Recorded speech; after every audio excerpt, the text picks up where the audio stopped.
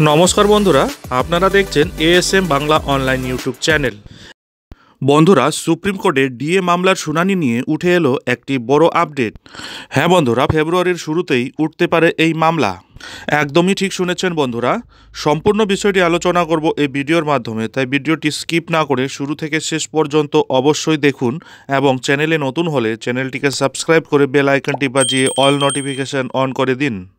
বন্ধুরা, সুপ্রিম কোর্টে ডিএ মামলা নিয়ে উঠে এলো এবার একটি বড় আপডেট।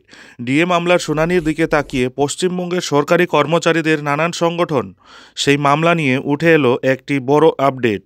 সরকারি কর্মচারী পরিষদের সভাপতি দেবাশিস শীল বলেছেন, পশ্চিমবঙ্গের রাজ্য সরকারি কর্মীদের ডিএ মামলার সম্ভাব্য শুনানি হতে পারে ফেব্রুয়ারির প্রথমেই। 5ই ফেব্রুয়ারিতে সম্ভাব্য শুনানি হতে পারে।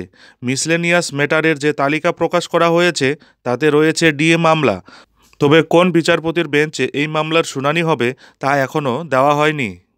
বন্ধুরা, আপনারা জানেন বকেয়া ডিএর দাবিতে সংগ্রামী যৌথ মঞ্চের ধর্ণা মঞ্চে এবার অনশনে বসা হয়েছে। বহুদিন ধরেই রাজ্য সরকারি কর্মচারীদের একটি বড় অংশ কেন্দ্রীয় হারে ডিএর দাবিতে আন্দোলন জোরদার করছে। এই মুহূর্তে রাজ্য সরকারি কর্মীরা ডিএ পাচ্ছেন 10%, অন্যদিকে কেন্দ্রীয় সরকারি কর্মচারীরা ডিএ পাচ্ছেন 46%।